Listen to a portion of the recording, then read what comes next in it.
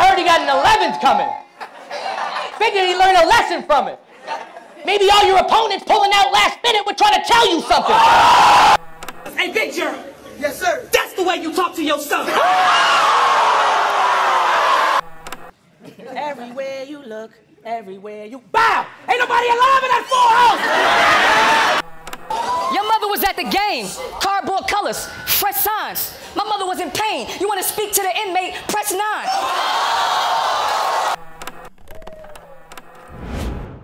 Welcome to round 2 of battle rap Haymakers and their backstories. Let's get right into it. First up, we got Charlie Clips versus New Jersey Twerk. If you remember the Hala versus Clips battle in the last video, this time around, it was like the tables have turned, and Clips was now the one in his vet status, and it was Twerk who was the up-and-comer and being labeled as the next great. As the URL era of battle rap was making its waves, the app era of battle rap was now emerging and bringing in new stars to help push the culture forward. And New Jersey Twerk was one of those stars leading the pack. Twerk left an impact because he was a part of the new generation, and the way he put his bars together was a lot different than the average battle rapper. His wordplay was top tier, and his references were more modern era, so he had all new topics and punchlines we haven't heard before. He is also arguably the blueprint of the way the new battlers move on stage today, from the hand gestures to the voice inflections, and even where he chooses to place his punchlines. Twerk had led a new generation of battlers, and his haymakers were out of this world. It definitely matched his status, and the praises were earned. Now Charlie Clips, who has since made it to become a regular on Wildin' Out with Conceited and Hitman Hala, was watching Twerk ascend in stardom, knowing he was going to run into him one day. And if you think Clips forgot how Hala the Don did him, you are highly mistaken. He was also getting a lot of criticism at the time for being too cocky and not being 100% ready for battles. But this was different. Twerk was nothing to play with, and this battle was important because it was putting Clips in a position to see if he can really rise to the occasion when it mattered, because there was a lot of doubt going his way. Clips knew this, so he was ready. I overheard you tell niggas that you was lyrical. He took a similar page out of Hollow's book, and at Gnome 4, he did not disappoint. Cause all you do is use TV songs and commercials and put bow in the middle to make it sound fire. Be like when I pull out, everybody get laid down. It's a full couch. Everywhere you look, everywhere you bow! Ain't nobody alive in that full house!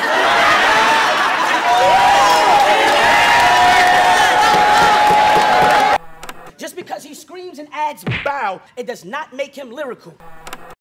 Next up, we have Verb versus Hitman Hala. Verb versus Hala is a battle that is still referenced to this day and might be one of the more important haymakers we've seen in battle rap. Verb and Hala were arguably two of the biggest battle rappers coming out of St. Louis and were leading the Midwest movement. This movement had all Midwest cities create an alliance against those in the East due to a belief that there was a special treatment and bias given to artists from New York and New Jersey.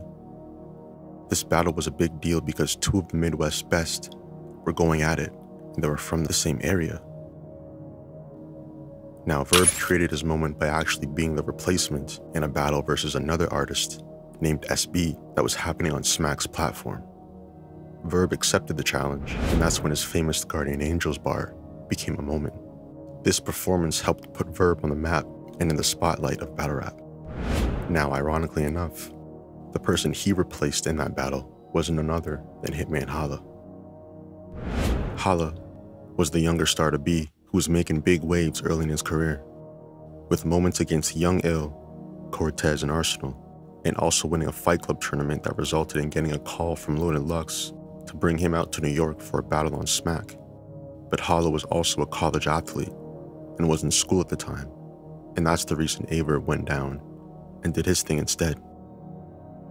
Now, in a full circle moment, the two finally came together for a battle to see if the young star could beat the older cousin who felt like he was number one. Now, the battle as a whole could still be argued, but it was Verb who caught the bigger haymaker, using the age difference and the dynamic of the two as the perfect ankle against Hala. See, I worked all my life so that life you never would see. So when you claim you from the hood, that's disrespectful to me. I married your mama as a chess move. I ain't want to see you getting stepped to by some step dude. Yes, fool, I kept you in the best shoes, put you in the best schools. Stop telling people that the mob is your crew. Because when the mob is up, the that they up, they only know you. So stop getting on camera saying you popping them guns. Hey, Big Germ. Yes, sir. That's the way you talk to your son.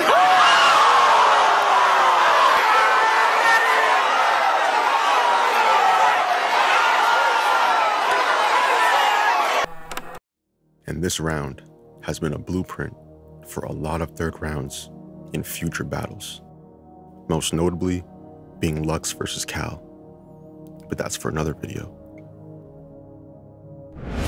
Next up is Danny Myers versus Pat Stay. Pat Stay was a legend in his own right. Stepping on the scene back in '09, Pat Stay became a household name with bars, his charisma, and his humor. Regardless of the opponent, he knew how to adapt, and he would match the energy that was brought. If he had to go bar for bar, he was ready. If he had to control the room, he was ready. If he had to spin an angle, he was ready. And at the time, he was a regular headliner on the legendary King of the Dot stage out in Toronto. But now it was time to take his talent and test it across the border. And Danny Myers was ready. Now Danny is a problem of his own. The self-proclaimed bar god can compete with the best of them. At the time, he had a similar leading role like DNA. Coming from the Smack URL tree, if there was someone who wanted to test their skills, they would usually find someone on the URL roster, because they were looked at as the NBA of battle rap. And Danny was one to not back down from anybody. Now this battle taking place on Rare Breed Entertainment, the two had a style clash that was entertaining and my favorite Pat Stay battle for this round in particular. Some things to note: right before this battle, Danny had a problem with other battlers pulling out of battles against him last minute. Well, Pat heard about this and took full advantage. We almost at round 3, and it's already off with the head, man, and I didn't even have to mention your 10 kids or that 12 grand. But damn! Come on, 10 kids? That be missing periods like a run-on sentence, and I heard it. And I heard he got an 11th coming. Figured he learned a lesson from it. Maybe all your opponents pulling out last minute were trying to tell you something.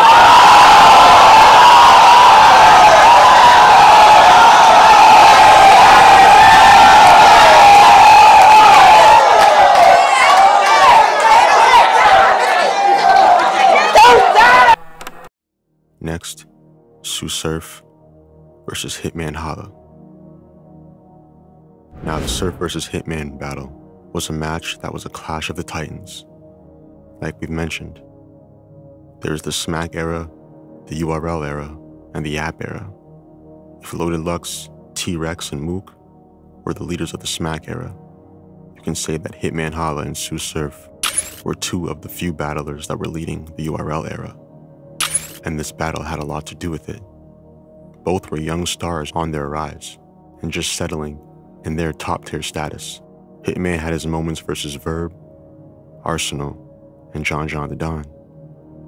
And Surf was coming off his moments with Big T, Conceited, and Hollow the Don.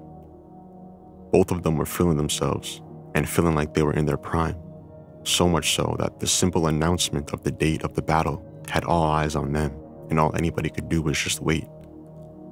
And luckily, the battle lived up to the hype. It became one of the highest viewed battles, and as a classic in the culture. Both brought their respective styles in full form and did it on the highest level. This classic is a debatable, and that third round by Sue Surf carried one of the craziest haymakers we've seen. Hitman Hala, cold killer. But Gerard Fulton grew up with both parents. Now, I'm not knocking having both parents, but your situation wasn't the worst. Like, everything mommy ain't have on the 15th, daddy could cover on the 1st. Your mother was at the game, cardboard colors, fresh signs. My mother was in pain. You want to speak to the inmate, press 9. Now again, respectfully, they both did amazing this battle. Sue Surf went on to become the face of the URL and continued to bring classic moments, and we hope to see him out free soon. And Hitman Hala also went on to create more moments for himself, and like we've mentioned, is now a regular on Wildin' Out with Khan and Clips, and he's most definitely still in battle form, so we can expect more moments to be seen from both of them in the future. Now that was another chapter of Haymakers and their backstories. If you've any you want us to look into, let us know. Like always, man, I appreciate you guys watching, subscribing, liking, and commenting. Enjoy the rest of your day, and I'll see y'all soon.